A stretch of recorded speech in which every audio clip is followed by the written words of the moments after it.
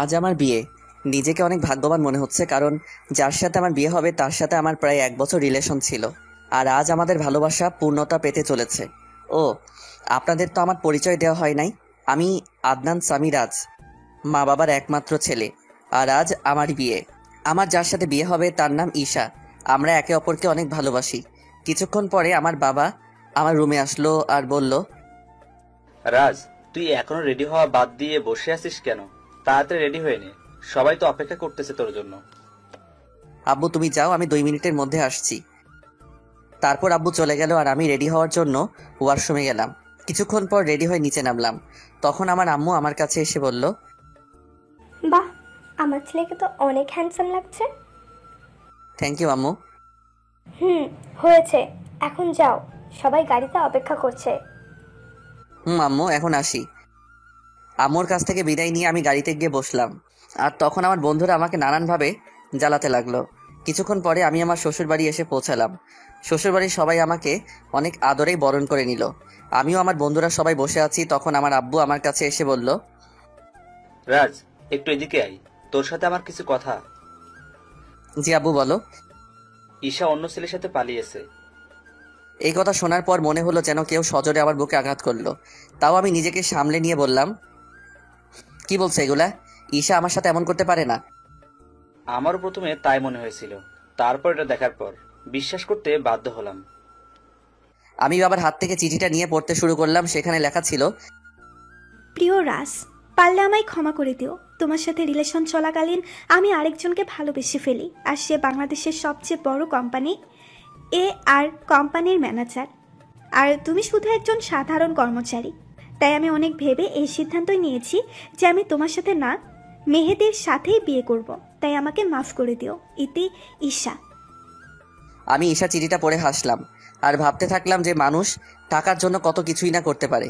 ঠিক তখন এশার বাবা এসে আমার বাবাকে বলল, দেখুন, আমার মেয়ে যা করেছে তার জন্য আমরা অনেক লজ্জিত।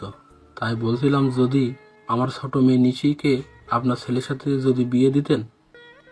আমার ছেলেকে কি আপনার খেলনা মনে হয় যে যার তার সাথে ওর বিয়ে দিব? তখন আমি আমার বাবাকে বললাম যে আমি এই বিয়ে করতে রাজি, তাই যত তাড়াতাড়ি সম্ভব বিয়ের ব্যবস্থা করতে। এর কিছুক্ষণ পরে আমাদের বিয়ে হয়ে যায় আর আমার নতুন বউ নিয়ে বাসায় চলে আসি। বাসায় আসার পর আমি সোজা ছাদে চলে যাই আর ভাবতে থাকি আমার জীবনটা কেমন করে হঠাৎ করে বদলে গেল। কি হওয়ার ছিল আর কি হলো। না, এরকম করে চলা যাবে না। কিছুক্ষণ পরে দেখি আমার বাবা আমার পাশে দাঁড়িয়ে আছে আর আমাকে উদ্দেশ্য করে বলল, দেখ রাজ, যা হওয়ার তা হয়েই গেছে, এখন আর কিছু করার নাই। তাই বলছিলাম তুই এখন ঘরে যা। আব্বু যাব। তার আগে তোমার সাথে আমার কিছু কথা আছে। এতে অনুমতি নেওয়ার কি আছে? যা বলতে চাস বল। আব্বু, আমি সবকিছু দায়িত্ব বুঝে নিতে চাই। তুমি সবকিছুর ব্যবস্থা করো, আমি 2 দিন পরে সবকিছু শুরু করব। ও এই কথা, তুই কিছু চিন্তা করিস না, আমি সবকিছুর ব্যবস্থা করছি। এখন তুই রুমে যা, বৌমা সেই অনেকক্ষণ ধরে অপেক্ষা করছে। তারপর আমি আমার রুমের দিকে এগোতে থাকি আর রুমের দরজার কাছে দাঁড়িয়ে ভাবতে থাকি ঢুকবো কি ঢুকবো না। তারপর কিছু না ভেবে ঢুকে পড়ি। আর ঢুকা মাত্র আমার শালিকা মানে আমার নতুন বউ আমায় সালাম করে। তখন আমি তাকে বলি, দেখো নিশি, তুমি তো জানো আমাদের বিয়েটা কিভাবে হয়েছে, তাই আমি চাই আগে আমরা একে অপরকে ভালোভাবে জানবো, তারপর নতুন জীবন শুরু করব। উত্তরে নিশি শুধু মাথা নাড়ালো। তাই বেশি কিছু না বলে নিশিকে বিছানায় আর আমি সোফায় শুয়ে পড়ি আর হারিয়ে যাই ঘুমের রাজ্যে। সকালে একটা মিষ্টি কণ্ঠে ঘুম ভাঙে। তখন আমি চোখ মেলে দেখি নিশি আমায় ডাকছে। আমি ওর দিকে তাকিয়ে নিজের চোখ সরাতে পারছি না, কারণ নিশি মাত্র শাওয়ার নিয়ে বের হলো আর ভেজা চুলে নিশিকে অসাধারণ লাগছে। তখন আবার নিশির কথাই বাস্তবে ফিরি। তাই আমি নিশিকে জিজ্ঞাসা করলাম, কি হয়েছে, এত ডাকছো কেন? নিচে সবাই নাস্তা করার জন্য ডাকছে, আপনাকে আর আমাকে, তাই। ও, তুমি একটু ওয়েট করো, আমি ফ্রেশ হয়ে আসছি। তারপর আমি ফ্রেশ হওয়ার জন্য ওয়াশরুমে যাই। আর যখন বের হই তখন নিশিকে দেখে ক্রাশ খাই, কারণ আমি বের হয়ে দেখি নিশি একটা নীল শাড়ি পরে আছে, তার সাথে হালকা সাজ। এমনিতেই আমার নীল কালার অনেক প্রিয়। আমি ভালো করে লক্ষ্য করে দেখলাম যে নিশি ভালোভাবে শাড়ি পরতে পারে নাই, কোনো রকম শুধু পেঁচিয়ে রেখেছে। এটা দেখে আমি জোরে হেসে দিলাম।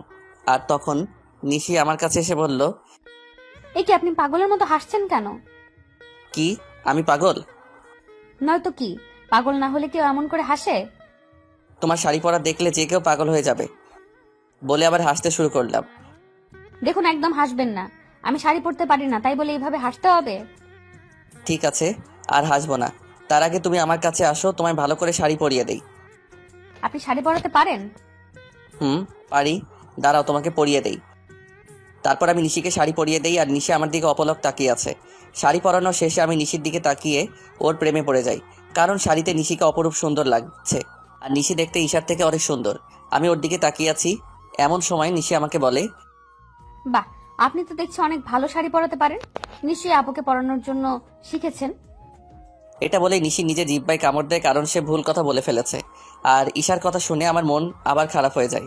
তাই আমি নিশিকে বলি, চলো এখন নিচে যাওয়া যাক, সবাই আমাদের জন্য অপেক্ষা করছে। তারপর আমি আর নিশি নিচে যাই। তখন সবাই আমাদের দিকে অবাক হয়ে তাকিয়ে থাকে, কারণ আমিও একটা নীল শেরওয়ানি পরেছি। তারপর আমি আর নিশি খাওয়ার টেবিলে পাশাপাশি বসি। আর খাওয়ার এক পর্যায়ে আমি আব্বুকে বলি, আব্বু, আমি আমিয়ানের সাথে কথা বলে নিয়েছি, আর কাল সকালে আমি আর নিশি কয়েকদিনের জন্য ঢাকায় যাব। বুঝেছি।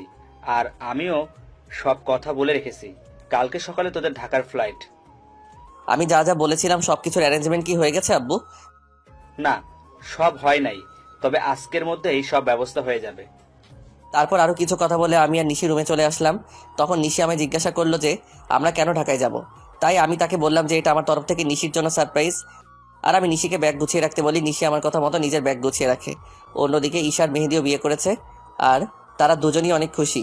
আর তখন মেহেদির ফোনে একটা কল আসে। হ্যালো, কে বলছেন? ও স্যার, আপনি কিছু দরকার আছে নাকি? ওকে স্যার, আমি সব ব্যবস্থা করে দেব। এখন রাখি। কে ফোন করেছিল? আমাদের নিউ সিইও ফোন করেছিল আর বলল যে কাল উনিও ওনার ওয়াইফ আসবে ঢাকায়, তাই একটা গ্র্যান্ড পার্টির অ্যারেঞ্জমেন্ট করা হয়েছে, আর সেখানে আমাকে আর আমার বউকে উপস্থিত থাকতে হবে। ও, চলো এখন ঘুমাতে যাই, কাল আবার অনেক কাজ আছে। তারপরের দিন মেহেদি আর ঈশা পার্টিতে যায়, আর তার পৌঁছানোর কিছুক্ষণ পরে হেলিকপ্টারে করে মেহেদি নিউ বস আসে, আর অফিসের সব স্টাফ তাকে স্বাগতম জানানোর জন্য যায়। আর যখনই নতুন বস ও তার ওয়াইফ হেলিকপ্টার থেকে নিচে নামে, তখন ঈশা প্রচন্ড রকম একটা শক খায়, কারণ মেহেদির কোম্পানির নতুন বস অন্য কেউ না, তার প্রাক্তন প্রেমিক রাজ এই কোম্পানির বস, আর তার ওয়াইফ হলো ঈশার আপন বোন নিশি। কিন্তু এটা কিভাবে সম্ভব? রাজ তো ঈশাকে বলেছিল সে যে একজন সাধারণ ঘরের ছেলে, কিন্তু সে এত বড় কোম্পানির মালিক হলো কিভাবে?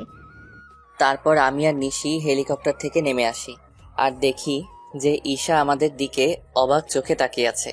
সে হয়তো ভাবছে আমি এখানে কেমন করে আসলাম, আর মালিকই বা কেমন করে হলাম, কারণ আমি ঈশাকে বলেছিলাম যে আমি একটা কোম্পানির সাধারণ একজন কর্মচারী। হেলিকপ্টার থেকে নামার পরে সবাই আমাকে আর নিশিকে নিয়ে ব্যস্ত হয়ে পড়ে। তখন ঈশা আর ওর হাজব্যান্ড মেহেদি আমাদের কাছে আসে আর আমাদের স্বাগতম জানায়। তখন ঈশা আমাকে বলে, রাজ, তুমি এখানে কি করে? আর তুমি A&R কোম্পানির সিও হলে কিভাবে? কেন মিস ঈশা, অবাক হচ্ছেন নাকি? এখানে তো অবাক হওয়ার কিছুই নেই, কারণ আমি আপনাকে একবার বলেছিলাম বিয়ের পরে আপনার জন্য একটা বড় সারপ্রাইজ অপেক্ষা করছে, কিন্তু আপনি কি করলেন? আমি ঈশার সাথে কথা বলছিলাম, তখন মেহেদি এসে আমাকে বলল, স্যার, এই হলো ঈশা, আমার ওয়াইফ। 2 দিন হলো আমাদের বিয়ে হয়েছে। Nice to meet you miss Isha. Thank you sir. তা মেহেদি সাহেব, আমি যা যা বলেছিলাম সব কিছুর অ্যারেঞ্জমেন্ট কি হয়েছে? জি স্যার, সব কিছুর অ্যারেঞ্জমেন্ট করা হয়েছে। আপনি কি আগে একটু রেস্ট নিয়ে নেবেন নাকি? আমি আর নিশি আগে একটু রেস্ট নিব, তারপরে পার্টিতে জয়েন করব। আর আপনাকে পরিচয় করিয়ে দেই, ইনি হলেন নিশি, আমার ওয়াইফ। হ্যালো ম্যাম, কেমন আছেন? জি, ভালো আছি। তখন আমি ঈশার দিকে লক্ষ্য করে দেখি সে আমার আর নিশির দিকে অবাক চোখে তাকিয়ে আছে।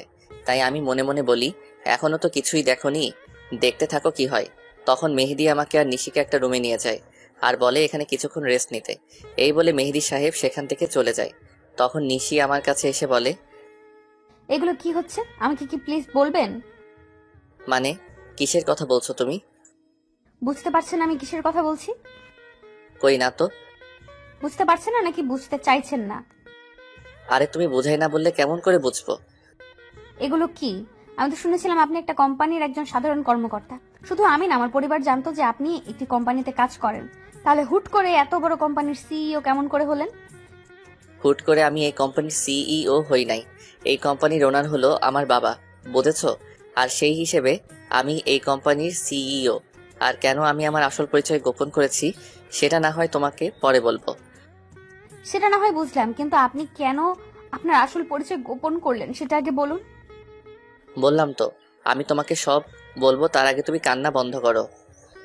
নিশিকে নিজের বুকের মাঝে জড়িয়ে নিয়ে কেন জানি নিশির কান্নাটা আমার সহ্য হলো না। তারপর নিশিও আমায় জড়িয়ে ধরে কান্না করতে থাকলো।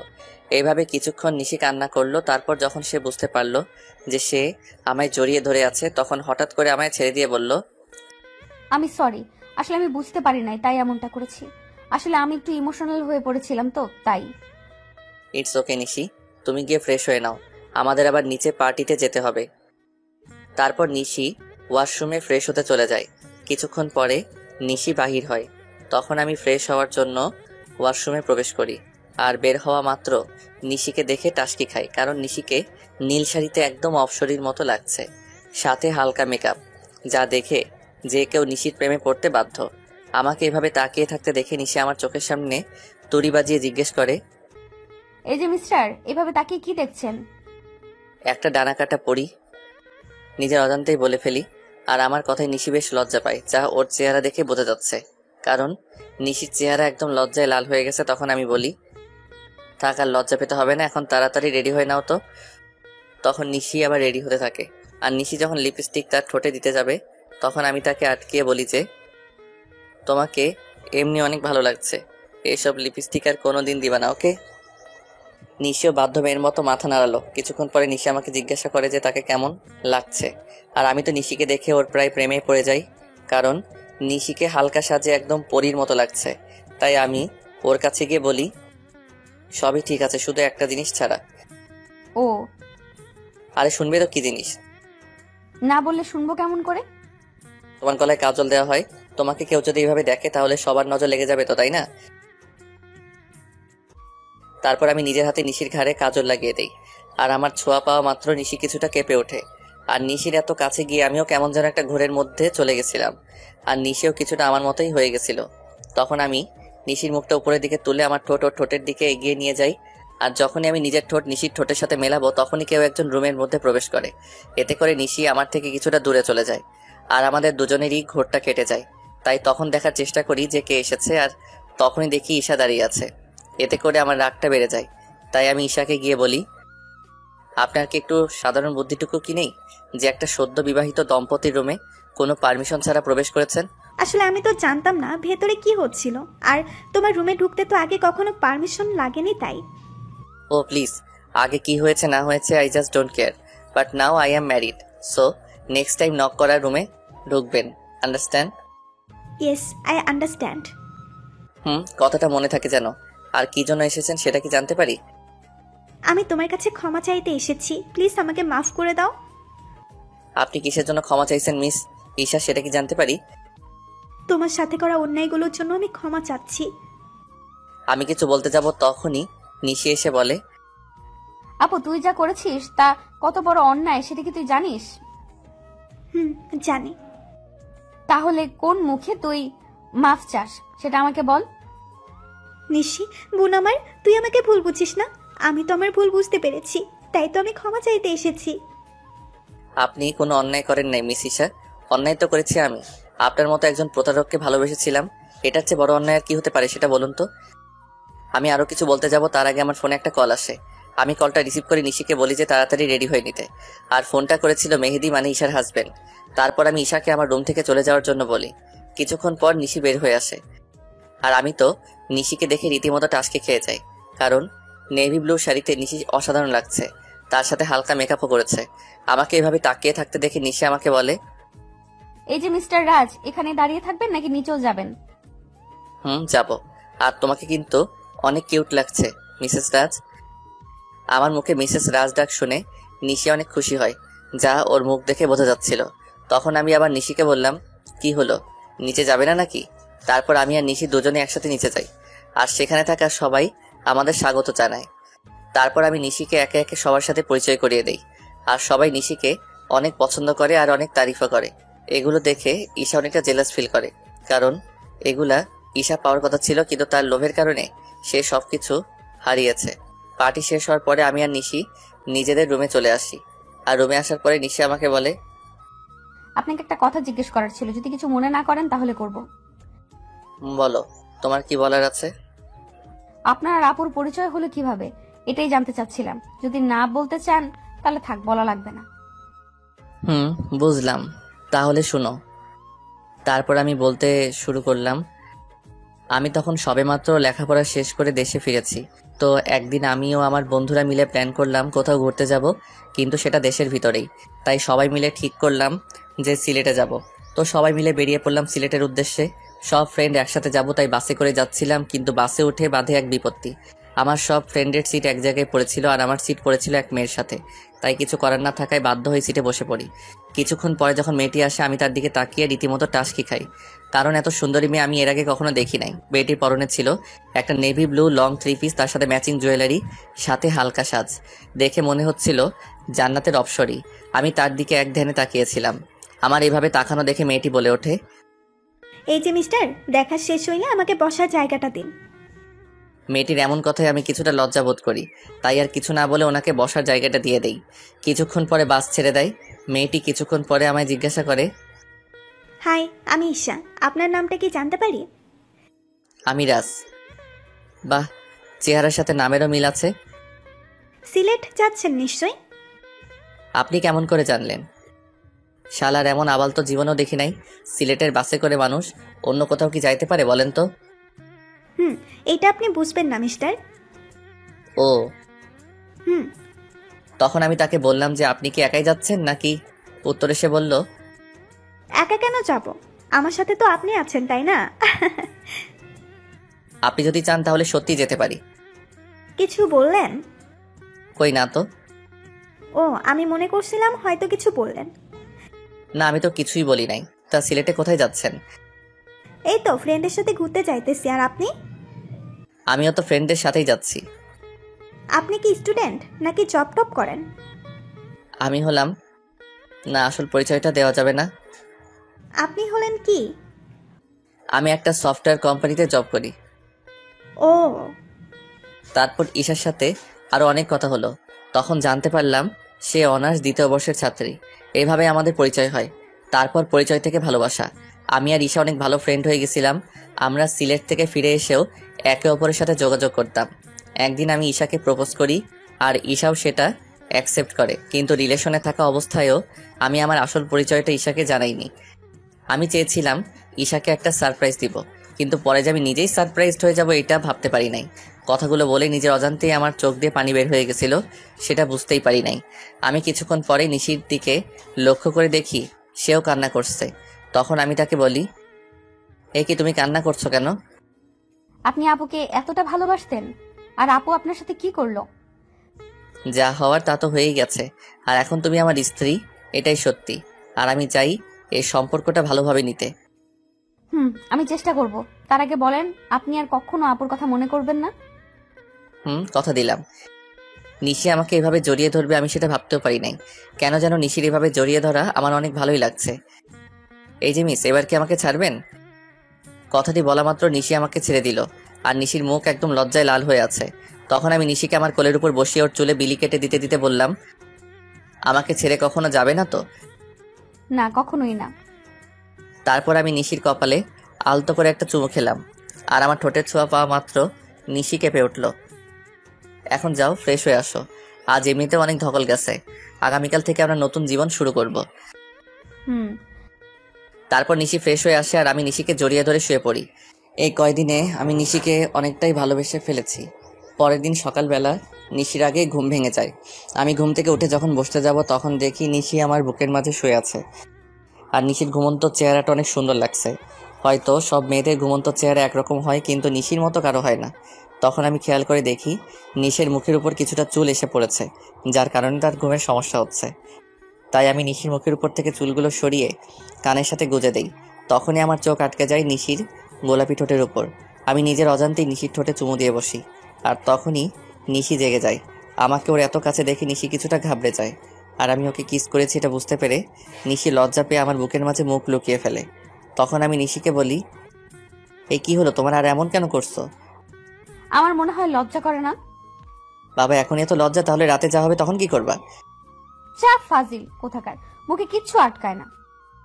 নিশি জানো, তোমার ঠোঁটের স্বাদ কিন্তু সেই রকম। চা দুষ্টু।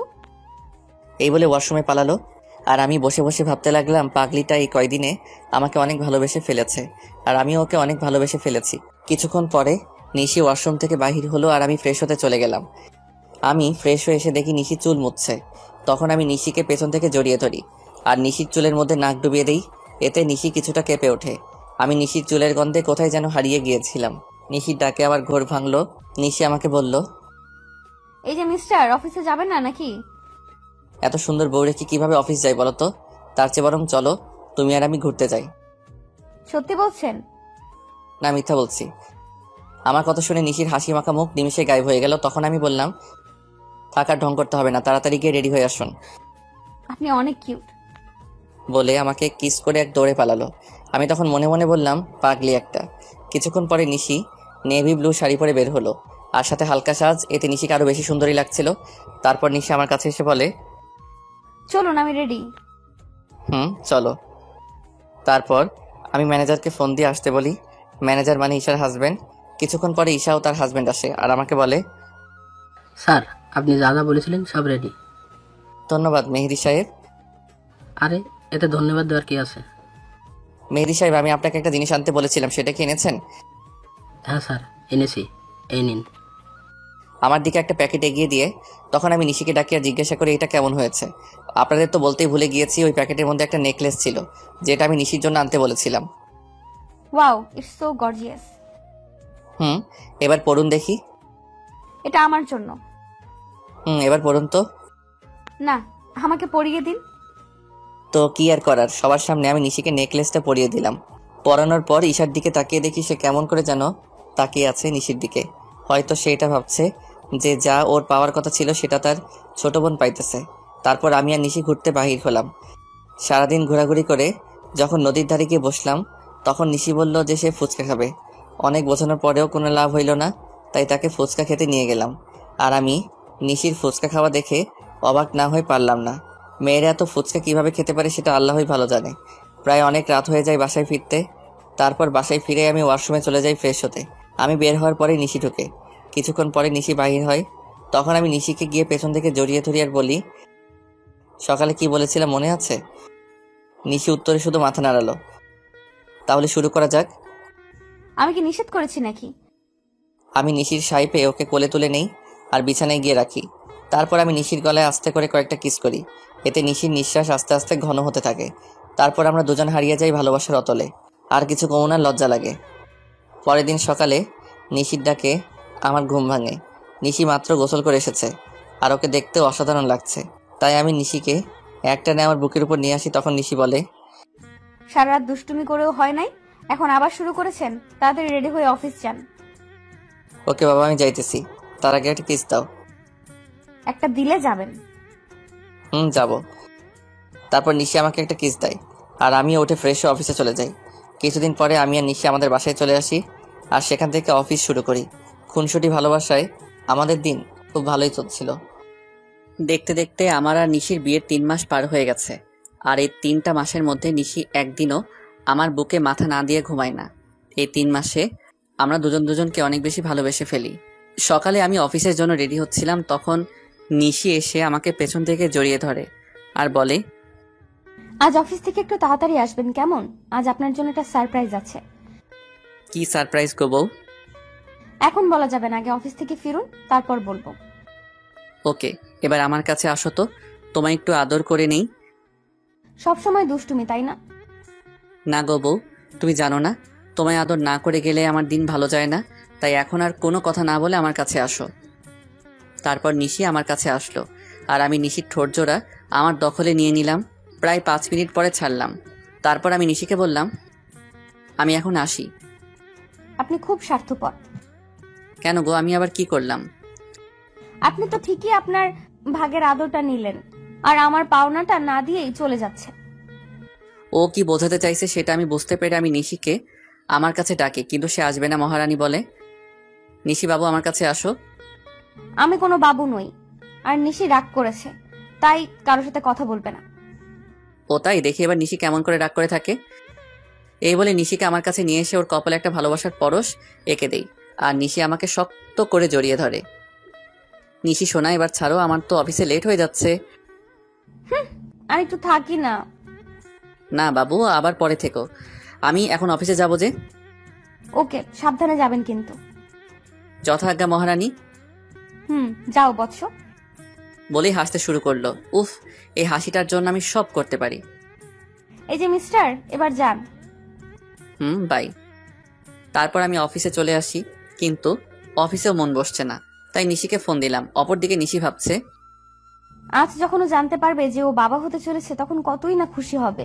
আমার যে আর অপেক্ষা সহ্য হচ্ছে না, মন চাইছে ওকে এক্ষুনি গিয়ে বলে আসি। নিশি এগুলো ভাবছিল, এমন সময় ওর ফোনটা বেজে ওঠে।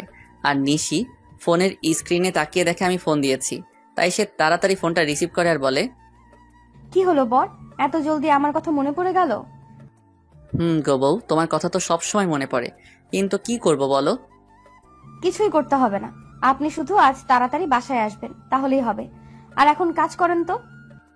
ওকে আমার সুইট বউ, এখন রাখি। ওকে মিস্টার বর, বাই। নিশির সাথে কথা বলার পর আমি কিছু জরুরি কাজ সেরে ফেলি, আর দেখতে দেখতে বিকাল হয়ে যায়, তাই আমি বাসায় যাওয়ার জন্য রেডি হয়ে নেই। আর তখনই অফিসের পিয়ন এসে আমাকে একটা পার্সেল দিয়ে যায়, আর ওই পার্সেলটি খোলার পর আমার পায়ের তল থেকে মাটি সরে যায়। পার্সেলটিতে অনেকগুলো ছবি ছিল, আর সবগুলো ছবি নিশি আর একটা ছেলের। ছবিতে নিশি ছেলেটার সাথে অনেক ঘনিষ্ঠ অবস্থায় আছে, যা দেখার পরে আমার চোখ দিয়ে অবাধ ধারায় পানি পড়ছে। শেষে কিনা নিশিও আমায় ধোকা দিল। আমি আর কিছু ভাবতে পারছিলাম না, তখনই নিশির ফোন আসে। অনিচ্ছা থাকা সত্ত্বেও আমি ফোনটা রিসিভ করি, আর তখনই নিশি বলতে শুরু করলো, আপনি কখন বাসায় আসবেন? আজকে আপনার তাড়াতাড়ি আসার কথা, তাহলে এত লেট করছেন কেন? এখন আমি অনেক ব্যস্ত আছি, তাই আসতে লেট হবে। কিন্তু আপনি তো আমায় প্রমিস করেছিলেন যে আজ তাড়াতাড়ি বাসায় ফিরবেন। আহ, তুমি এত বেশি কথা বলছো কেন? বললাম না আমি ব্যস্ত আছি, তারপরও একই কথা বারবার বলে যাচ্ছ। অনেক রেগে আর জোরে কথাটা বললাম, এতে নিশি অনেকটাই ভয় পায়। অপর পাশ থেকে ফুপিয়ে কান্নার আওয়াজ আসছে। অন্য সময় হলে হয়তো আমি ওকে সান্ত্বনা দিতাম, কিন্তু এখন ওর কথা ভাবতেও আমার অসহ্য লাগছে। আচ্ছা ঠিক আছে, কিন্তু আরো কিছু বলতে যাবে তার আগে আমি ফোনটা কেটে দেই। ফোন রেখে আমি চেয়ারে বসে পড়ি, আর তখনই আমার চোখ যায় ছবিগুলোর দিকে, কারণ ছবির অপর পাশে একটা নম্বর লেখা ছিল। তাই আমি ওই নম্বরে ফোন দেই, আর ফোনটা রিসিভ করে একজন ছেলে। সে ফোনটি ধরে বলতে শুরু করে, আরে মিস্টার রাজ, এত তাড়াতাড়ি ফোন করলেন যে? কে আপনি, আর আমাকে কেমন করে চিনলেন?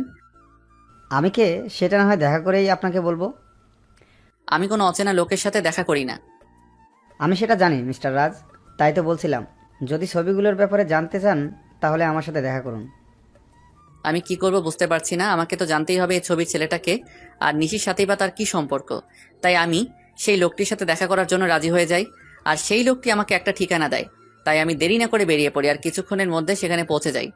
সেখানে পৌঁছানো মাত্র আমি লোকটিকে ফোন দিই, কিন্তু লোকটি ফোন ধরছে না। আমি বেশ কয়েকবার ফোন দিই, কিন্তু প্রতিবারই ব্যর্থ হই। আমি প্রায় ঘন্টাখানিক ধরে অপেক্ষা করছিলাম, তখন কেউ একজন বলে উঠল, অপেক্ষা করার জন্য ধন্যবাদ। আমি পিছনে তাকিয়ে দেখি লোকটি আর কেউ নয়, নিশির সাথে যার ছবি দেখেছিলাম এটি সেই লোক। তবু আমি মাথা ঠান্ডা রাখার চেষ্টা করে বলি, আমাকে এখানে ডাকার কারণ কি, আর আপনি বা কে? আমি জাহিদ রহমান। আমি আর নিশি একে অপরকে অনেক ভালোবাসি, সেটা বলার জন্যই আপনাকে ডেকেছি। লোকটির কথা শুনে আমার মাথা গরম হয়ে গেল, তাই আমি রাগের মাথায় লোকটিকে মারতে শুরু করলাম। একসময় আমি একাই থেমে যাই আর তাকে বলি, আপনি যেটা বলছেন সেটা সত্যি? এটা আমি কিভাবে বিলিভ করব? সেজন্যই তো আমি আপনাকে ছবিগুলো পাঠিয়েছি, আর এখন বিলিভ করা আর না করা সেটা আপনার ব্যাপার। আমি কি বলবো কিছু ভেবে পাচ্ছিলাম না, কারণ ছবিতে নিশি আর সাজিদকেই দেখা যাচ্ছে।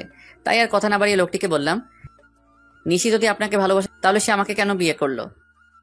বিয়েটা কিভাবে হয়েছে সেটা আপনি নিশ্চয়ই জানেন রাজ। তাহলে নিশি কেন 3 মাস আমার সাথে থাকলো? সেটার কারণ আছে, আর কারণটা হলো আপনার সম্পত্তি। আর আপনারা যেদিন ঢাকায় যান সেদিন আমার আর নিশির পালানোর কথা ছিল, কিন্তু যখন আমরা জানতে পারলাম যে আপনি একজন স্বনামধন্য ব্যবসায়ী, তখন আমি আর নিশি আপনার সম্পত্তি হাতিয়ে নেওয়ার প্ল্যান বানাই। লোকটির কথা শুনে আমার কষ্টের মাত্রাটা আরো বেড়ে গেল, কারণ প্রথমে টাকার জন্য ঈশা আমার সাথে বেইমানি করলো, আর এখন আমি যাকে সবচেয়ে বেশি ভালোবাসি সেও আমার সাথে।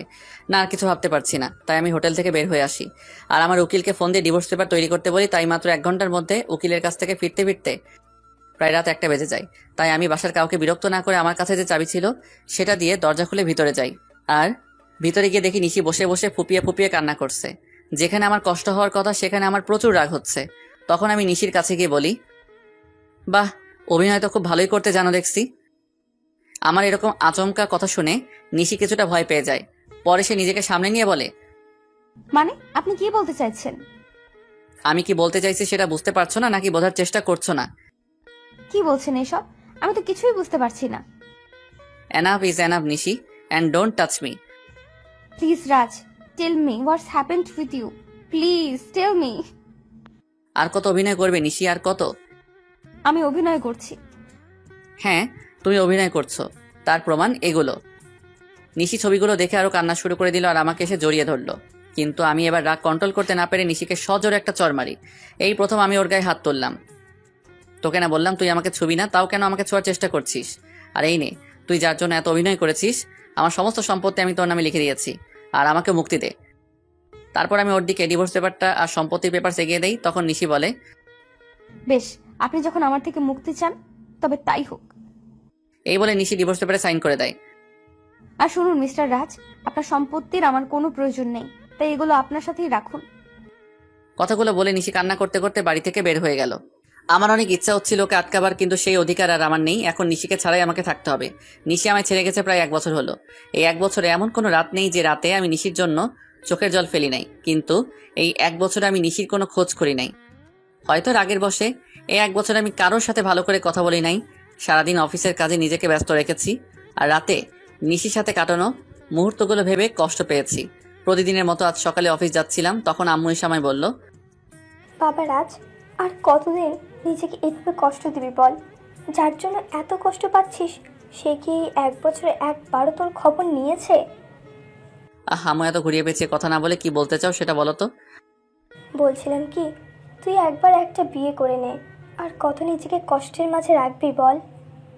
আমি তোমায় আগেও বলেছি আর এখনো বলছি, আমি কোনো বিয়ে করতে পারবো না। তোকে বিয়ে করতেই হবে, তুই আর বিয়েতে অমত করবি না। কিন্তু আম্মু। আর কোনো কিন্তু নয়। আচ্ছা ঠিক আছে, তুমি যখন বলছো তখন তাই হোক, কিন্তু আমাকে এসবের মধ্যে টানবে না, আর বিয়েটা যাতে একদম সাধারণভাবে হয়। আসলে আমি আব্বু আম্মুর মুখের দিকে তাকিয়ে বিয়েতে রাজি হলাম, কারণ এই 1 বছর আম্মু অনেক কষ্ট পেয়েছে। আচ্ছা, তুই যা বলবি তাই হবে। ওকে, আমি এখন আসি। তারপর আমি অফিসে চলে আসি, কারণ আজ অফিসে নতুন বিয়ে নেওয়া হবে। তারপর আমি অফিসে চলে আসি। May I coming sir? Yes, coming.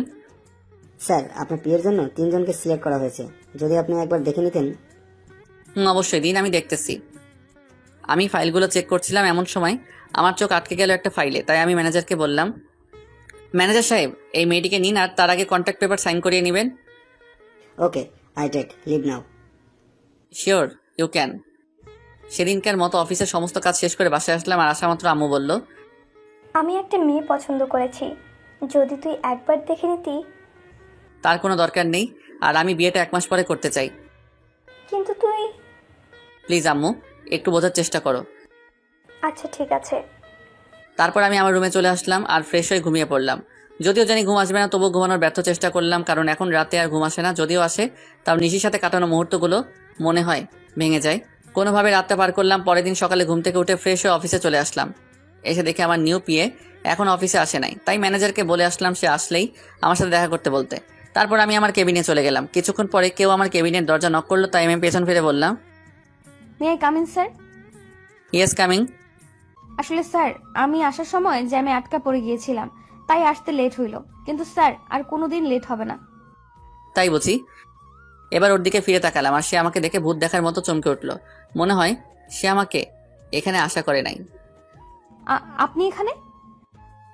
আমি। অন্য কারো থাকার কথা ছিল বুঝি মিস নিশি? আপনাদের তো বলাই হয়নি আমার পিএ হলো নিশি। এটা তো আপনার অফিস না, তাহলে এখানে কেমন করে আসলেন? আপনার বোধহয় কোথাও ভুল হচ্ছে, কারণ এই অফিসের ওনার আমি। হয়তোবা হতে পারে, তবে আমি এই অফিসে জব করতে পারবো না। কথাগুলো বলেই নিশি চলে যাচ্ছিল, তাই আমি ওকে থামিয়ে বলি, excuse miss Nishi, without my permission আপনি যেতে পারবেন না। What the hell are you talking? আমি ঠিক কথাই বলছি। আর এটা দেখুন, 2 বছরের আগে আপনি এই কোম্পানি ছাড়তে পারবেন না, আর যদিও ছাড়তে চান তাহলে আমার পারমিশন নিতে হবে। কিন্তু আমি এই মুহূর্তে আপনাকে পারমিশন দিচ্ছি না, সো আপনি এখন যেতে পারেন। প্রয়োজন পড়লে আমি আপনাকে ডেকে নিব। Okay sir. তারপর নিশি ওর কেবিনে চলে যায়। আমার আর ওর কেবিন প্রায় পাশাপাশি, তাই আমি ওকে দেখতে পারছিলাম। অন্যদিকে নিশি নিজের কেবিনে এসে ভাবে, কেন যে সেদিন সাইন করার আগে কন্ট্রাক্ট পেপারটা ভালো করে পড়ে নিলাম না, আর উনি কেন আবার আমার সামনে আসলেন ভালো তো ছিলাম এই 1 বছর ওনাকে ছাড়া। এমন সময় নিশির ফোনে কল আসে, আর ফোনটা ধরা মাত্র নিশি কিছুটা বিচলিত হয়ে যায়। ফোনের ওপাশ থেকে কেউ কিছু হয়তো বলল। আমি বসে আমার কাজ করছিলাম। এমন সময় নিশি আমার কেবিনে আসে আর বলে, স্যার একটা কথা বলার ছিল। নিশির মুখে স্যার ডাক শুনে বুকের মধ্যে কেমন মোচড় দিয়ে উঠল। বলেন। আসলে স্যার আজকে আমায় একটু তাড়াতাড়ি ছুটি দিবেন প্লিজ। কেন, ছুটি কি করবেন? আসলে বাসায় একটু প্রয়োজনীয় কাজ আছে তাই। কি প্রয়োজনীয় কাজ শুনি? আসলে স্যার নিশি কিছু লুকাতে চাইছিল আমার কারণে সে বলে উঠল, স্যার বাসায় আমার বাচ্চা অসুস্থ হয়ে গেছে, তাই আমার ছুটির প্রয়োজন। এখন ছুটি দেওয়া না দেওয়া সেটা আপনার ব্যাপার, কারণ আপনি এখানকার বস, আপনি চাইলেই সব করতে পারেন। নিশি মুখে বাচ্চার কথা শুনে আমার চারপাশটা কেমন যেন অন্ধকার হয়ে আসছিল। নিঃশ্বাস নিতেও কষ্ট হচ্ছিল। তবুও নিজেকে সামনে নিয়ে বললাম, ওকে, আপনি যেতে পারেন, তবে কাল থেকে সময় মতো অফিসে আসবেন। যদিও কথাগুলো বলতে কষ্ট হচ্ছিল। তারপর নিশি চলে গেল, আর আমি চেয়ারের সাথে হেলান দিয়ে ভাবতে লাগলাম যে নিশি একসময় আমাকে ছাড়া কিছু বুঝতো না, সে এখন নিজের বাচ্চা নিয়ে ব্যস্ত। তবে আমি কেন একা কষ্ট পাবো? নিশি যদি আমাকে ছাড়া থাকতে পারে, তবে আমি কেন পারবো না? এসব ছাইপাশ ভাবতে ভাবতে বিকাল হয়ে যায়। তাই আমি আর বেশি না ভেবে অফিস থেকে বেরিয়ে পড়ি, আর সোজা বাসায় চলে আসি। আমাকে এত তাড়াতাড়ি বাসায় ফিরতে দেখে আম্মু আমার কাছে আসে আর বলে, কি রে বাবা, আজ এত তাড়াতাড়ি বাসায় আসলি যে? শরীর ঠিক আছে তো? বেশ বিচলিত হয়ে, কারণ নিশি যাওয়ার পর থেকে আমি অনেক রাত করে বাসায় ফিরি। আম্মু, আমার কিছুই হয়নি। অফিসে মন বসছিল না, তাই তাড়াতাড়ি চলে আসলাম। ও আচ্ছা, তুই ফ্রেশ হয়ে আয়, আমি তোর খাবার রেডি করছি। আম্মু, আমার তোমাকে কিছু বলার আছে। বলবি তো? আগে ফ্রেশ হয়ে আয়, তারপর। তাই আমি আর কোনো কথা না বাড়িয়ে ফ্রেশ হতে নিজের রুমে চলে যাই। তারপর ফ্রেশ হয়ে নিচে এসে দেখি আম্মু খাবার নিয়ে আমার জন্য অপেক্ষা করছে। তাই আমি গিয়ে বসে পড়ি আর আম্মুকে বলি, আম্মু, তুমি পরশুদিন বিয়ের কথা বলছিলে না? আমি রাজি, তবে বিয়েটা 1 সপ্তাহের মধ্যে হওয়া চাই। এটা তো খুশির খবর, তবে 1 সপ্তাহের মধ্যে বিয়েটা কিভাবে দিব বল? আমি এত কিছু শুনতে চাই না, আমি যেটা বলেছি সেটাই হবে। আচ্ছা, তুই যখন চাচ্ছিস তখন তাই হবে। তারপর আমি খাওয়া দাওয়া করে নিজের রুমে চলে আসি। আর আজ কেন জানি কষ্টটা একটু বেশি হচ্ছে। হয়তো এই কষ্টটা নিশির জন্যই হচ্ছে, কিন্তু এখন আর কিছুই করার নেই, কারণ নিশি তার পরিবার নিয়ে ব্যস্ত আছে। না, আর কষ্ট পেলে চলবে না। তারপর কখন যে ঘুমিয়ে পড়েছি বুঝতেই পারি নাই। পরের দিন সকালে রেডি হয়ে খাবার টেবিলে বসেছিলাম, এমন সময় আম্মু এসে বলল, আমি মেয়ের বাবার সাথে কথা বলেছি, তারা বলল যে তাদের কোনো সমস্যা নেই, তবে তুই যদি একবার মেয়ের সাথে দেখা করে নিতি তাহলে। দেখো আম্মু, আমি তোমায় আগেও বলেছি যে এই বিয়েটা আমি শুধু তোমার কথাই করেছি, তাই আমাকে আর এর মধ্যে জড়িও না। আচ্ছা ঠিক আছে, তাহলে আজ থেকেই বিয়ের অ্যারেঞ্জমেন্ট শুরু করতে হবে, কারণ হাতে তো আর বেশি সময় নেই। তোমরা যা বোঝো তাই করো, আমি এখন অফিসে গেলাম। তারপর আমি অফিসে চলে আসি। অফিসে আসা মাত্র সবাই আমাকে কংগ্রেস জানাতে থাকে। মনে হয় আম্মুই বিয়ের ব্যাপারে সবাইকে জানিয়েছে, তাই আমি আর কিছু না ভেবে নিজের কেবিনে চলে আসি। আর এদিকে অফিসের সবাই মিষ্টি খাচ্ছে। আমার বিয়ে উপলক্ষে এমন সময় নিশি অফিসে আসে, আর আমার এক স্টাফ নিশিকে মিষ্টি খাওয়াই দেয়। তাই নিশি বলে, আরে আগে বলবে তো এটা কিসের মিষ্টি? আমাদের স্যারের বিয়ে ঠিক হয়েছে তাই, আর বিয়েটা সামনের সপ্তাহেই হবে। আমার বিয়ের কথা শুনে নিশির পুরো পৃথিবীটাই যেন উল্টে যায়। তার ইচ্ছে করছিল কান্না করতে, কিন্তু সবার সামনে সে কান্না করতে পারছিল না। তাই সে বলল, ও, এ তো অনেক খুশির খবর। এ কি নিশি, তুমি কান্না করছো নাকি? তোমার চোখে পানি কেন? কই, কান্না করব কেন? আসলে চোখে কি যেন একটা পড়েছে। নিশি ওয়াশরুমে যাওয়ার বাহানায় সেখান থেকে চলে আসে, আর ওয়াশরুমে গিয়ে কান্না শুরু করে আর বলতে থাকে, কি এমন অন্যায় করেছিলাম যার জন্য আমি আমার ছেলে এত শাস্তি পাচ্ছি? এখন তো আমার ছেলে বাবা থাকতেও অনাথ। এমন সময় নিশির ফোন বেজে ওঠে, আর সে ফোনের দিকে তাকিয়ে দেখে বাসা থেকে বুয়া ফোন করেছে। তখন নিশি তার চোখের পানি মুছে নিয়ে ফোনটা পিক করে। তখন বুয়া বলতে শুরু করে, ম্যাডাম, মেহমেদ বাবুর তো জ্বর আরো বেড়েছে, আমি কি করব কিছুই বুঝতে পারছি না। মেহমেদ রাজ ও নিশির ভালোবাসার অংশ, যা রাজ জানে না। সে মনে করে নিশি অন্য কাউকে বিয়ে করেছে। তুমি বাবুকে একটু ঘুম পাড়ানোর চেষ্টা করো, আমি কিছুক্ষণ পরে আসছি। নিশি তার বুয়ার সাথে কথা বলছিল। এমন সময় আমি নিশিকে ডেকে পাঠাই। তখন নিশি এসে বলে, may I come in sir? Ya coming. Sir আমায় ডেকেছিলেন? তুমি মনে হয় স্টাফদের কাছ থেকে শুনেছ, তবু তোমায় বলছি, নেক্সট উইক আমার বিয়ে। স্যার শুনেছি। কথাটি বলার সময় নিশির গলাটা ধরে আসছিল, আর ওর চোখের কোণায় পানিও জমতে শুরু করেছিল। যা আমার চোখ এড়ায় নাই। আমি চাচ্ছি আমার বিয়ের সকল অ্যারেঞ্জমেন্ট তুমি করো, যদি তোমার আপত্তি না থাকে। না স্যার, আমার কোনো আপত্তি নেই। আর আমি তো আপনার পিএ, এগুলো করা আমার কর্তব্য। তাহলে কাজে লেগে পড়ুন। আমাকে যত কষ্ট দিয়েছো তার চেয়ে বেশি কষ্ট আমি তোমায় দিব নিশি। হঠাৎ আমার ফোনটি বেজে ওঠে, দেখে আম্মু ফোন করেছে। তারপর আমি ফোন রিসিভ করি আর আম্মুর সাথে কথা বলা শেষ করে নিশিকে বলি, মিস নিশি আমার সাথে চলুন। কোথায় স্যার? এত প্রশ্ন না করে চলুন তো। তারপর আমি আর নিশি অফিস থেকে বেরিয়ে আমার গাড়িতে গিয়ে বসি, আর তখন দেখি নিশি পেছনের সিটে গিয়ে বসছে। তাই আমি তাকে বলি, আমাকে দেখে কি আপনার ড্রাইভার মনে হয় নাকি? তা কেন মনে হবে? তাহলে তুমি পিছনে কেন বসছো? তারপর নিশি সামনের সিটে এসে বসলো আর আমি গাড়ি ড্রাইভ করা শুরু করলাম। কিছুক্ষণ পরে গাড়ি একটা রেস্টুরেন্টের পাশে দাঁড় করালাম আর নিশিকে বললাম, চলো ভেতরে। আমরা এখানে কেন আসলাম? আমি ওর প্রশ্নের জবাব না দিয়ে ভেতরে ঢুকে গেলাম আর পেছন ফিরে দেখি নিশিও আসছে। আমি রেস্টুরেন্টে ঢোকার পরে একটা মেয়ে এসে আমাকে জড়িয়ে ধরে আর আমিও নিশিকে দেখিয়ে মেয়েটিকে জড়িয়ে ধরি। আর নিশির দিকে তাকিয়ে দেখি ও এখনই কান্না করে দিবে এমন অবস্থা। তারপর আমি বলি, নিশি এ হলো মায়া, আমার বাগদত্তা, আর মায়া এ হলো নিশি, আমার পিয়ে। আমার মুখে নিশি হয়তো পিয়ে শব্দটা আশা করেনি। আর মায়ার পরিচয় পাওয়ার পর নিশি এবার আর নিজের চোখের জল আটকে রাখতে পারে নাই, যার কারণে ওর চোখ থেকে অবাধ ধারায় জল পড়তে থাকে। আর আপনারা হয়তো ভাবছেন মায়া এখানে কেমন করে আসলো আর আমি বা ওকে কেমন করে চিনলাম। তাহলে শুনুন, আমি যখন অফিসে ছিলাম তখন আম্মু ফোন দেয় আর বলে মায়ার সাথে দেখা করার কথা। যদিও আমি প্রথম দিকে আম্মুকে নিষেধ করে দেই যে আমি মায়ার সাথে দেখা করব না, কিন্তু পরে আমার নিশির কথা মনে হয়, তার সাথে মনে হয় ওর ধোকা দেওয়ার কথা। তাই আমি মায়ের সাথে দেখা করতে রাজি হয়ে যাই আর আমার সাথে নিশিকেও নিয়ে আসি। তো গল্পে ফেরা যাক। মায়ার পরিচয় দেওয়ার পর আমি নিশির দিকে তাকাই, তখন দেখি নিশির চোখ দিয়ে জল গড়িয়ে পড়ছে। কেন জানি নিশির চোখের জল আমার সহ্য হচ্ছিল না। তাই আমি ওকে বলি, Nishi are you okay? Yes sir. তাহলে তোমার চোখে জল কেন? কই না তো, আসলে স্যার প্রচুর গরম পড়েছে তো তাই এমন মনে হচ্ছে। স্যার আপনারা বসুন, আমি ওয়াশরুম থেকে ফ্রেশ হয়ে আসছি। তারপর নিশি ওয়াশরুমে চলে যায়। ওয়াশরুমে গিয়ে নিশি জোরে কান্না করতে থাকে, কিন্তু তার এই কান্না দেখার কোনো মানুষ সেখানে উপস্থিত ছিল না, তাই হয়তো সে কান্না করতে পারছিল। নিশি কান্না জড়িত কণ্ঠে বলছিল, হে আল্লাহ, আমার সাথেই কেন এরকম হয়? ভালোই তো ছিলাম আমি ওকে ছাড়া, তবুও কেন ওকে আবার আমার জীবনে ফিরিয়ে আনলে? যখন আনলে তাহলে সে অন্য কারো হয়ে যাচ্ছে। আমি আর আমার বাচ্চা তো ভালোই ছিলাম ওকে ছাড়া, তবু কেন এমনটা হচ্ছে? আমার বাচ্চা কি কোনোদিন তার বাবার পরিচয় আর আদর পাবে না? কিন্তু নিশি কোনোভাবেই নিজের কান্না থামাতে পারে না। কিন্তু সে তার বাচ্চার কথা ভেবেই নিজেকে শক্ত করে আর বোঝায় তার বাবুর জন্য হলেও নিজেকে শক্ত রাখতে হবে।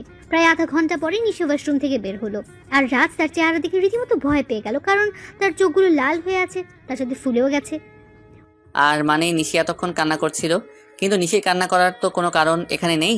তবুও সে কেন কান্না করছিল আমি কিছুই বুঝতে পারছিলাম না। তখন নিশি আমাদের কাছে আসলো আর চেয়ারে বসে পড়লো আর আমি রেস্টুরেন্টের একজন স্টাফকে ডেকে খাবার অর্ডার করলাম। কিছুক্ষণ পর খাবার আসলো। আমি নিশিকে দেখানোর জন্য মায়াকে নিজের সাথে খাইয়ে দিচ্ছিলাম, আর এটা দেখে নিশি আর ঠিক থাকতে পারলো না, তার চোখগুলো আবার জলে ভরে গিয়েছিল।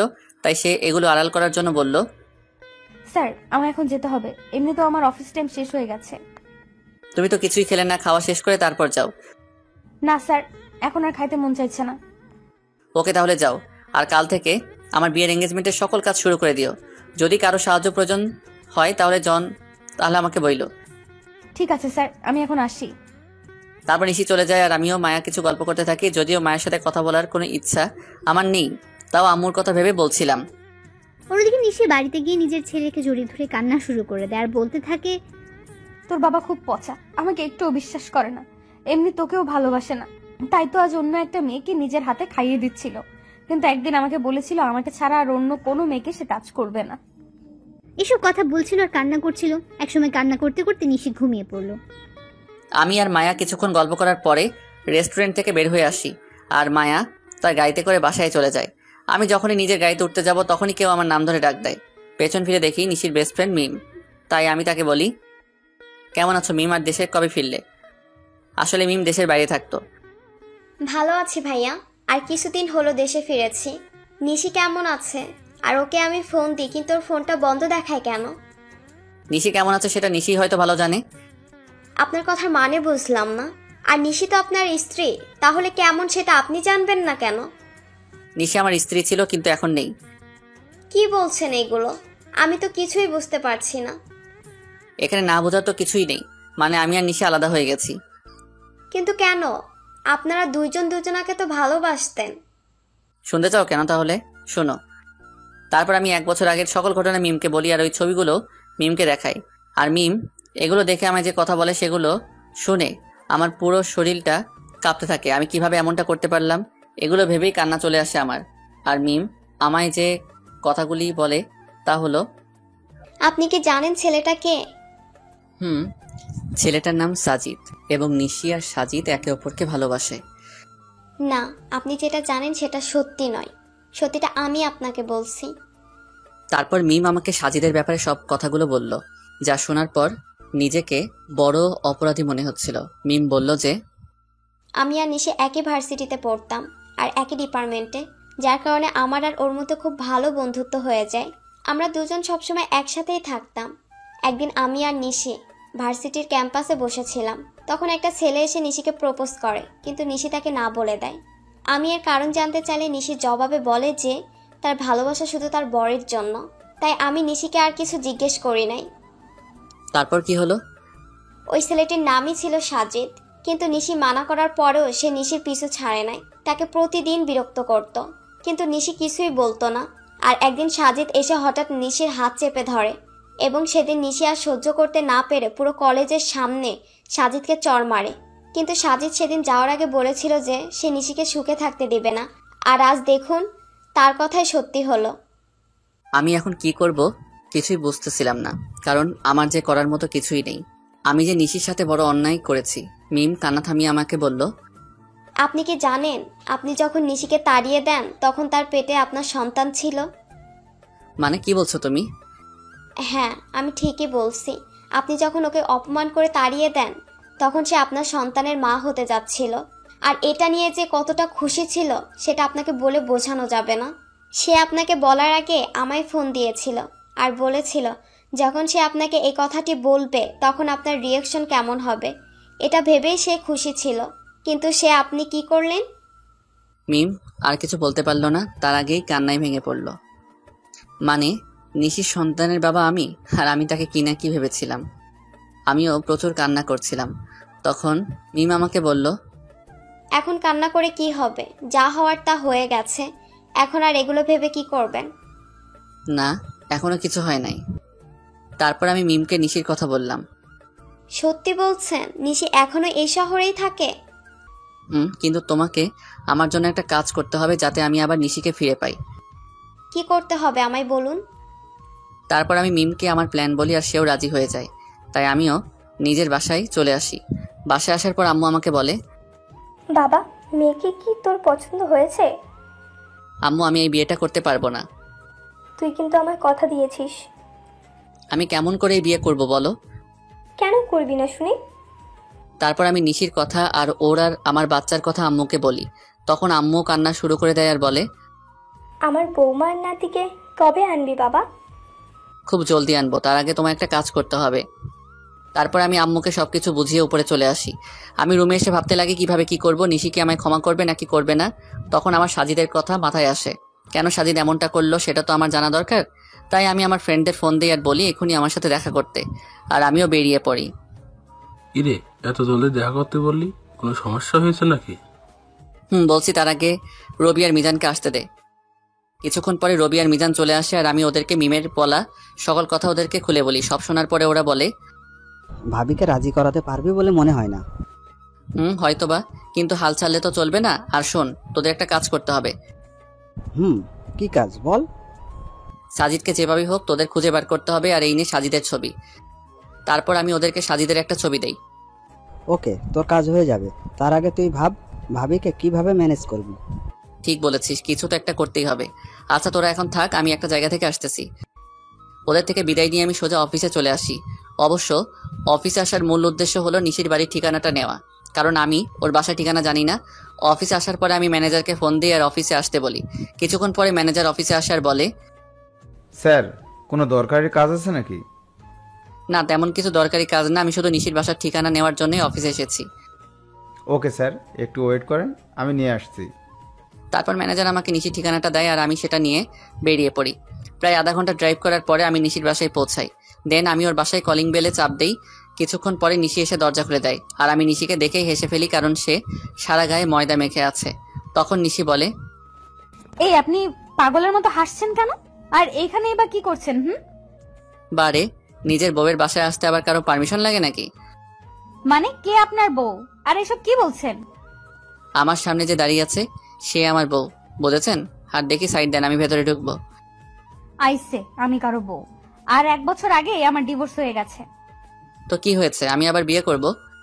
কথা বলতে বলতে বাড়ির ভিতরে ঢুকে যায়, আর তখনই দেখি একটা ফুটফুটে বাবু শুয়ে আছে।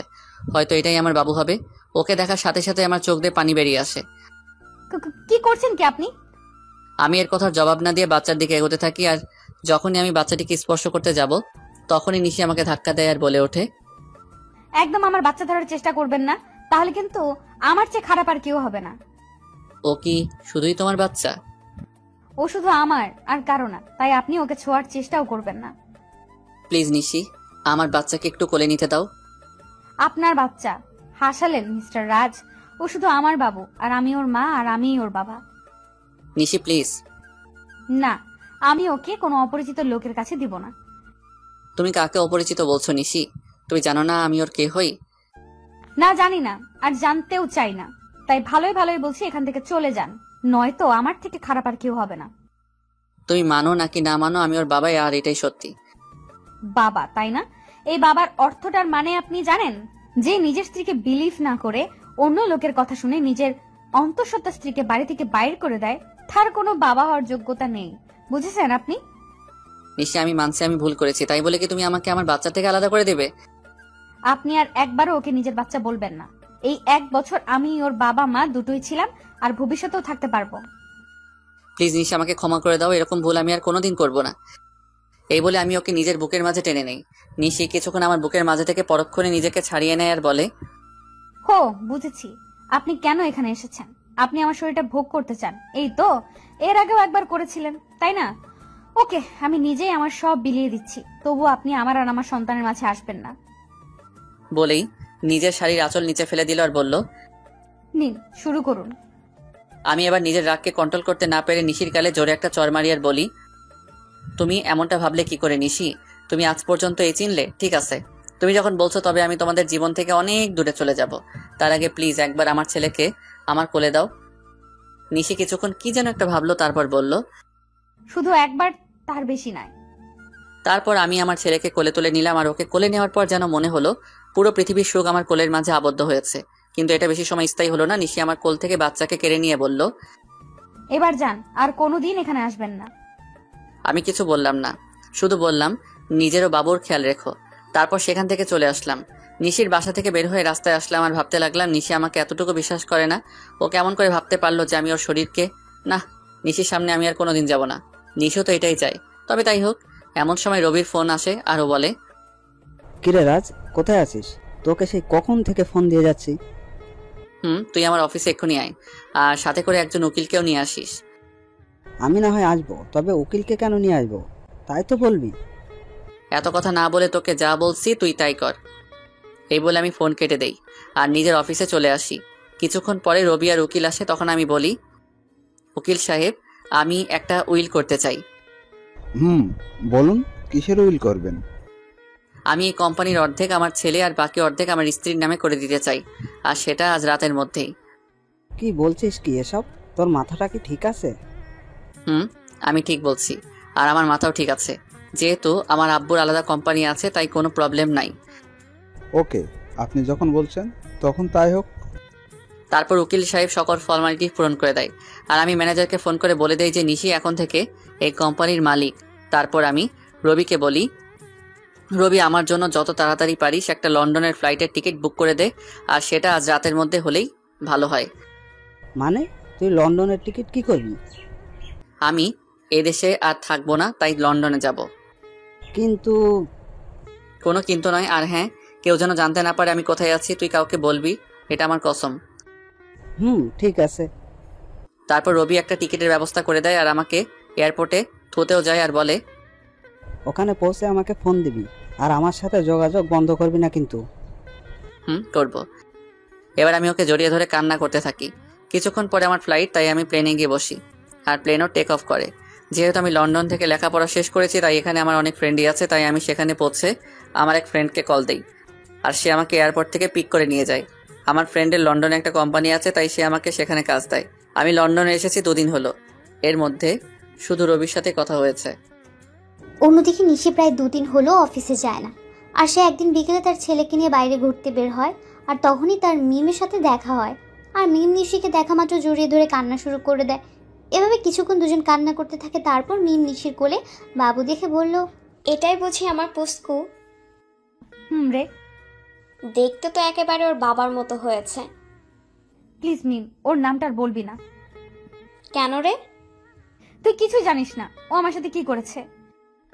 আমি সব জানি, রাজ ভাই আমাকে সব বলেছে। তারপর মিম নিশিকে সব সেদিনকার কথা খুলে বলল। সব কথা শুনে নিশিও কান্না শুরু করে দেয় আর বলে, আমি কিভাবে পারলাম ওর সাথে খারাপ ব্যবহার করতে? তাহলে কি সেদিন ও এই কথাটাই বলতে এসেছিল? তুই কি বলছিস? আমি কিছুই বুঝতে পারছি না। কাইন্ডলি একটু পরিষ্কার করে বলবি যে কার সাথে খারাপ ব্যবহার করেছিস? বলছি। তারপর নিশু সেদিন ঘটে যাওয়া ওর আর রাজের সকল ঘটনাগুলো বলে। সব কথা শোনার পরে মিম বলে, যা হওয়ার হয়ে গেছে, তুই কালকে গিয়ে রাজ ভাইয়ের কাছে মাপ চাইবি। ওকে আমায় মাফ করবে? অবশ্যই করবে। আর এখন বাড়িতে যা, কাল দেখা হচ্ছে। তারপর নিশি ও তার ছেলে বাড়িতে চলে আসে। বাড়িতে আসার পর থেকে নিশি অনেকটা খুশি, কারণ ভালোবাসার মানুষকে ফিরে পাওয়া। নিশি ভাবতে শুরু করে দিয়েছে কালকে কি হবে, কিন্তু নিশি হয়তো এটা জানে না যে কালকে তার জন্য কি অপেক্ষা করছে। পরের দিন সকালে নিশি একদম রাজের পছন্দ মতো সাজলো। নীল শাড়ি, নীল চুড়ি, হালকা মেকআপ, কিন্তু ঠোঁটে কোনো প্রকার লিপস্টিক দেয়নি, কারণ রাজ লিপস্টিক দেওয়া পছন্দ করে না। সাজগোজ শেষে নিশি নিজেকে নিজেই দেখে লজ্জা পাচ্ছে, কারণ আজ প্রায় 1 বছর পরে ও এরকমভাবে সাজলো। কিছুক্ষণ নিজেকে আয়নায় দেখার পরেই নিশি অফিসের উদ্দেশ্যে রওনা দেয়। অফিসে পৌঁছে নিশি অবাক হয়েছে, কারণ সবাই নিশিকে সালাম দিচ্ছে, কিন্তু এসব নিয়ে নিশির কোনো মাথা ব্যথা নেই। সে শুধু তার প্রিয় মানুষটির অপেক্ষা করতে লাগলো। নিশি অফিসে এসেছে প্রায় ঘন্টাখানেক হলো, কিন্তু এখনও রাজ আসেনি। তাই এবার নিশির বেশ চিন্তা হচ্ছে। তাই সে ম্যানেজারের কাছে যায় আর বলল, আচ্ছা, এখনো রাজ অফিসে আসে নাই কেন? রাজ স্যার তো গত 3 দিন ধরে অফিসে আসছে না ম্যাম। মানে অফিসে আসে না কেন? আর আপনি আমাকে ম্যাম কেন বলছেন? অফিসের বসকে ম্যাম বলবো না তো আর কি বলবো? কি বলছেন এসব? আর কে অফিসের বস? আপনি আমাদের অফিসের নতুন বস, আর এই অফিসটা আপনার ও আপনার ছেলের নামে রাজ স্যার লিখে দিয়ে গেছেন। মানে লিখে দিয়ে গেছে? কোথায় গেছে উনি? সেটা তো আমি জানি না। আর গত 3 দিন ধরে ওনার ফোনটাও বন্ধ দেখাচ্ছে। কি বলছেন এগুলো? ওনার ফোন বন্ধ দেখাচ্ছে মানে? আমি ঠিক বলছি। তারপর ম্যানেজার চলে গেল। ম্যানেজারের কথা শুনে নিশি হপাস করে চেয়ারে বসে পড়লো আর ভাবতে লাগলো, তাহলে কে আবার রাজকে হারিয়ে ফেললো? না, এ হতে পারে না। রাজকে কিছুতেই হারাতে দেবে না সে। তারপর নিশি অফিস থেকে বের হয়ে গেল আর ওর বাসায় চলে গেল। বাসায় গিয়ে নিজের ছেলেকে নিয়ে রাজের বাসায় চলে আসলো। আর যেহেতু রাজের মা জানে যে নিশি আর রাজ একটা ছেলে আছে তাদের, তাই তিনি নিশিকে দেখা মাত্র কাছে টেনে নেন আর বললেন, কোথায় ছিলি মা এতদিন? আমাদের কথা কি একবারও মনে পড়েনি?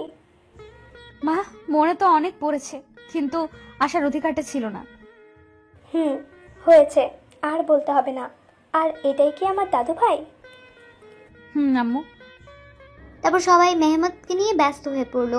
কিছুক্ষণ পর নিশি বলে, আম্মু, তোমার ছেলে কই গো? ও আমাকে অনেক জ্বালিয়েছে, আজ তার বদলা নেব। মানে রাজ তোর সাথে আসেনি? সে তো বলেছিল তোকে নিয়ে বাসায় আসবে, তাই আমি ওকে কোনো ফোন দিইনি। ও 3 দিন ধরে আমার সাথে দেখাই করে নাই, আর অফিসেও যায় নাই, তাই আমি মনে করলাম যে ও বাসায় আছে। এখন রাজের আম্মু কান্না করছে। তারা সবাই ভাবছে যে রাজ কোথায় গেল। অন্যদিকে রাজ লন্ডনে গিয়ে তার বন্ধুর বাসায় উঠেছে, আর আজ তার অফিসের প্রথম দিন, তাই সে অফিসের জন্য তৈরি হয়ে বের হবে। তারপর রাজ আর ইব্রাহিম, রাজের বন্ধু, অফিসের উদ্দেশ্যে রওনা দেয়। অফিসে পৌঁছে রাজ অবাক না হয়ে পারল না, কারণ আমাদের অফিসের বস হলো নীলা। সে আমাকে দেখা মাত্র আমায় এসে জড়িয়ে ধরে আর বলে, আরে রাজ, কেমন আছো তুমি? আলহামদুলিল্লাহ, ভালোই আছি। তুমি কেমন আছো? ভালো ছিলাম না, কিন্তু এখন থাকবো। মানে তুমি কি বললে বুঝতে পারলাম না। আমি বললাম যে আমিও ভালো আছি। তা আঙ্কেল আন্টি কেমন আছে? তারাও ভালোই আছে, যদিও আমি জানি না যে তারা কেমন আছে। তা কি মনে করে তোমাদের কোম্পানি ছেড়ে এখানে জয়েন করলে? এমনি গো, তেমন কিছু না। ওকে রাজ, তোমার সাথে পরে কথা হবে। এখন একটা মিটিং আছে, তাই যেতে হবে। বাই। তারপর নীলা চলে গেল। এখন আপনারা হয়তো ভাবছেন নীলাকে আর আমি বা নীলাকে কেমন করে চিনি, তাই তো? তাহলে শুনুন, নীলা, আমি আর ইব্রাহিম একই সাথে পড়তাম, তাই আমি আর ওকে চিনি। আর আমি নীলাকে সবসময় নিজের বন্ধুই ভাবতাম, কিন্তু একদিন নীলা আমাকে এসে প্রপোজ করে, কিন্তু আমি এসব পছন্দ করতাম না, তাই আমি ওকে নিষেধ করে দেই। কিন্তু নীলা আমায় প্রতিদিন প্রপোজ করতে থাকে, তাই আমি তাকে বলি নেক্সট টাইম যদি সে আমায় প্রপোজ করে তাহলে আমি ওর সাথে আর বন্ধুত্ব রাখতে পারবো না। তাই সেদিনের পর থেকে নীলা আমায় আর প্রপোজ করে নাই। এর মধ্যে আমার লেখাপড়া শেষ হয়ে যায়। তারপর আমি দেশে ফিরে আসি, আর বাকিটুকু তো আপনারা জানেন। নীলা যাওয়ার পরে আমি ইব্রাহিমকে বলি, কিরে, এটা তো তোর কোম্পানি, তাহলে নীলা এখানকার বস কিভাবে? এটা আমার কোম্পানি, কিন্তু এর মালিক আমরা দুজন, আমি আর নীলা। তো তুই আমাকে আগে বলতে পারলি না যে এখানে নীলাও আছে? তাহলে আসছি না, তাই তো? এর জন্যই তো নীলার কথা আমি তোকে আগে বলি নাই। বেশ করেছিস। এখন এখান থেকে দূর হ, আমার কাজ আছে। তারপর আমি কাজ করতে শুরু করলাম। বিকালের আগে আমার সব কাজ শেষ হয়ে যায়, তাই আমি একটু অফিসের চারপাশটা ভালো করে ঘুরে দেখছিলাম।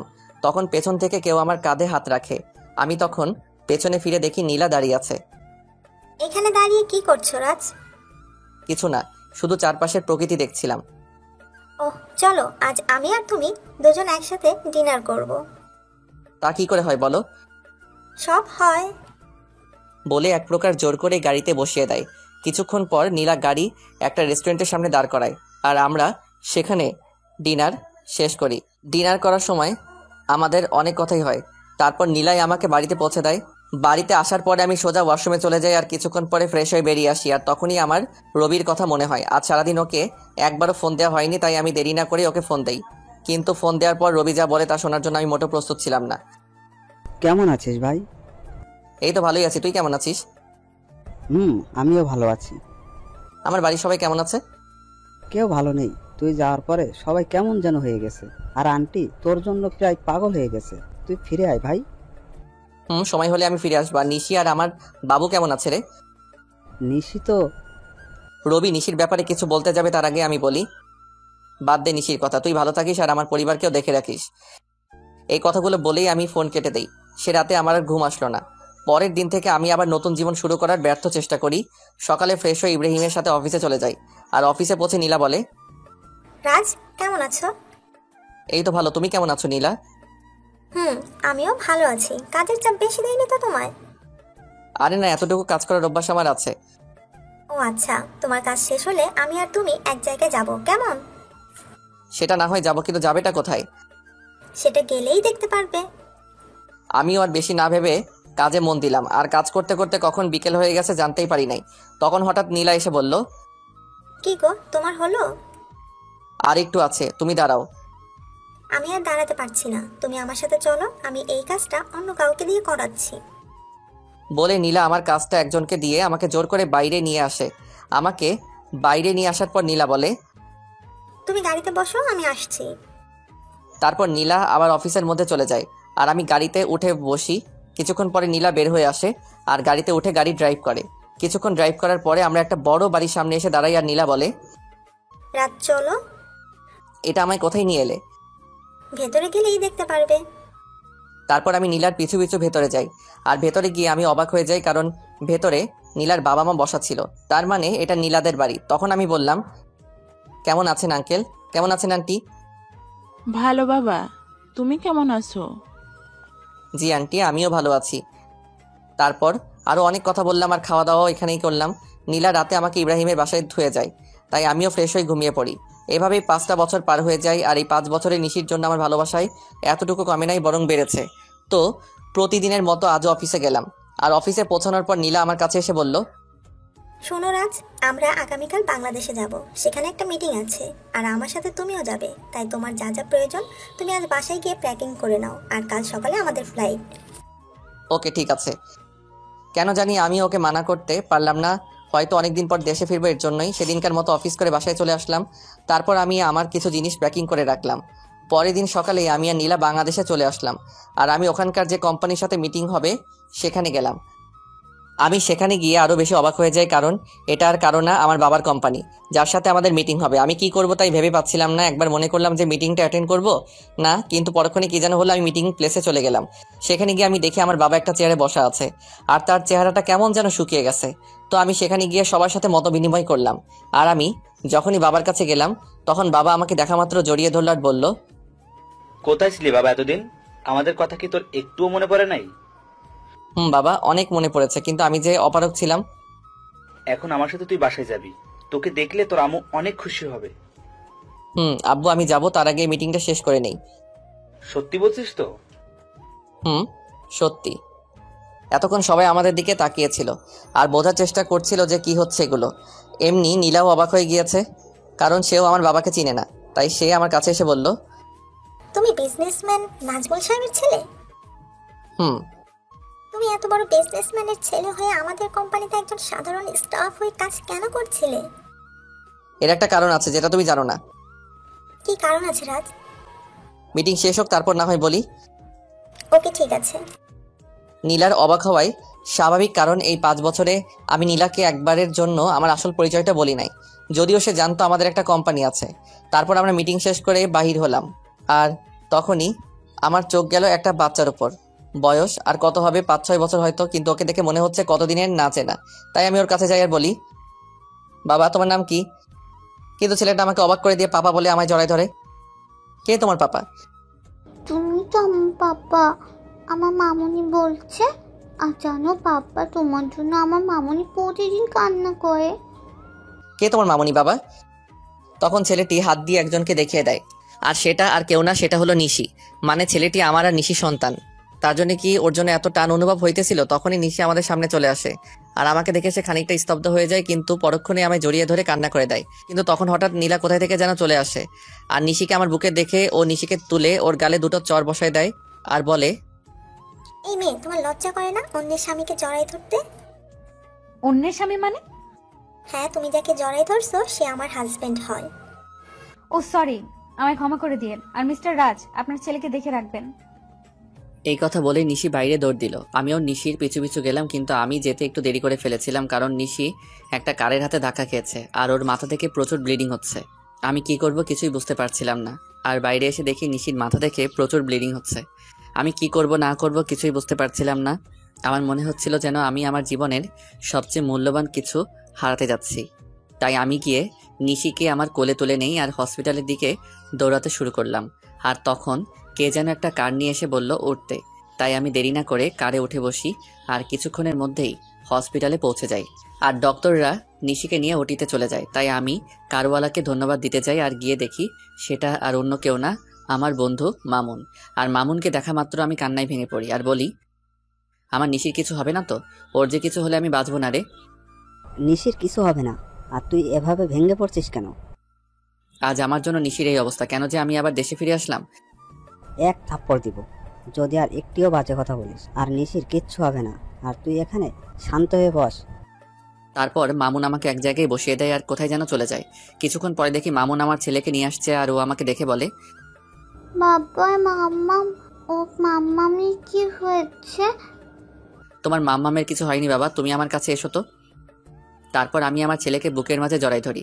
কিছুক্ষণ পরে ডক্টর ওটি থেকে বাহির হয় আর বলে, আপনাদের ভাগ্য অনেক ভালো বলতে হবে, নয়তো রোগীকে যে অবস্থায় এখানে আনা হয়েছে আমরা তো মনে করেছিলাম ওনাকে বাঁচানো সম্ভব হবে না, কিন্তু আল্লাহর অশেষ রহমতে উনি এখন সুস্থ আছে। আপনাকে অনেক ধন্যবাদ ডক্টর সাহেব, আমার নিশিকে ফিরিয়ে দেওয়ার জন্য। আরে এটা তো আমাদের কর্তব্য। আমি কি ওর সাথে দেখা করতে পারি?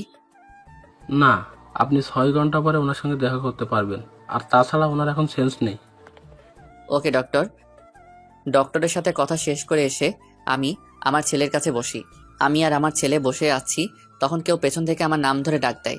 তাই আমি পেছনে তাকাই কে ডাকছে দেখার জন্য। তখন দেখতে পাই আব্বু আর আম্মু দাঁড়ায় আছে। আর আম্মু আমাকে দেখে আর স্থির থাকতে পারলো না, আমার কাছে এসে কান্না শুরু করে দিল আর বলল, কোথায় ছিলি বাবা এতদিন?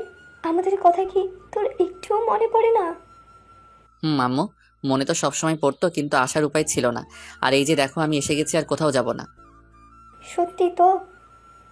সত্যি। তখন একজন নার্স এসে খবর দিল যে নিশির সেন্স ফিরেছে। তাই আমি আর দেরি না করে নিশির কেবিনে ঢুকে গেলাম। আমার পিছু পিছু বাকি সবাইও চলে এসেছে, কিন্তু নিশি আমাকে দেখে তার মুখটা অন্যদিকে ঘুরিয়ে নিল। সবাই নিশির সাথে কথা বলছে, আর নিশি সেগুলোর উত্তর শুধু হ্যাঁ অথবা নাতে দিচ্ছে, কিন্তু সে আমার দিকে একবারও তাকাচ্ছে না। এতে আমার অনেকটাই খারাপ লাগে। তাই আমি সবাইকে বলি, আমি আর নিশিকে একা কথা বলতে চাই, তাই প্লিজ সবাই যদি একটু বাইরে যেতে। অবশ্যই। তারপর সবাই বাইরে চলে যায় আর আমি নিশির পাশে গিয়ে বসি আর ওর হাত আমার হাতের মুঠোর মধ্যে নেই আর বলি, নিশি আমি সরি। কথা বলবেন আমার সাথে? ঠিক আছে তাহলে আমি চলে যাচ্ছি। আমি যখন উঠতে যাব তখন নিশি আমার হাতটা ধরে ফেলে আর আমি ওর দিকে তাকিয়ে দেখেও কান্না করছে। আরে পাগলি, কান্না করছো কেন? খুব খারাপ, শুধু আমায় কষ্ট দেন। বুঝলাম মনের ভিতর অনেক অভিমান জমা হয়ে আছে। গো, আমি খুব খারাপ আর আমি ওয়াদা করছি আজকের পর থেকে তোমায় আর কখনো কষ্ট দিব না। এইভাবে বললে আমি বিলিভ করব না। তাহলে কিভাবে বলবো? কান ধরে বলেন। ওকে শোনাবো, এই তো কান ধরলাম। ওই ফাজিল, আমি কি আমার কান ধরতে বলেছি নাকি? তো কি হলো? আর ছেড়ে যাবে না তো? কখনো না। পাগলিটাও আমার বুকের মধ্যে মিশে গেল। ঠিক তখনই নীলা কেবিনে আসলো আর নিশি নীলাকে দেখা মাত্র আমাকে আরো শক্ত করে জড়িয়ে ধরলো। ওর মতে ও যদি আমায় ছেড়ে দিলেই হারিয়ে যাব। ভয় পেও না নিশি, আমি তো শুধু ক্ষমা চাইতে এসেছি। আসলে আমি জানতাম না যে রাজ তোমার কে হয়, তাই ওই কথাগুলো বলে ফেলেছিলাম। It's okay. Thank you Nishi and goodbye. বলে নীলা চলে যায়। তখন আমি নিশিকে বলি, বাবু তুমি এখন রেস্ট নাও, তুমি এখন অনেকটাই উইক। তারপর নিশি আমার হাতটা ধরে বাচ্চাদের মতো ঘুমিয়ে পড়ে। প্রায় 15 দিন পর নিশিকে রিলিজ দেওয়া হয় আর নিশির পুরোপুরি সুস্থ হতে প্রায় 1 মাস সময় লাগে। আর এই 1 মাস কেটেছে নিশির সাথে দুষ্টমি করতে করতে। একদিন রাতে আমি আর নিশি ছাদে বসেছিলাম, তখন নিশির কি যেন মনে হলো আর সে আমার কোলের উপরে উঠে এসে বসলো আর আমার গাল জড়ায় ধরে বলল, আমার একটা ফুটফুটে মেয়ে চাই, দিবেন? দিব।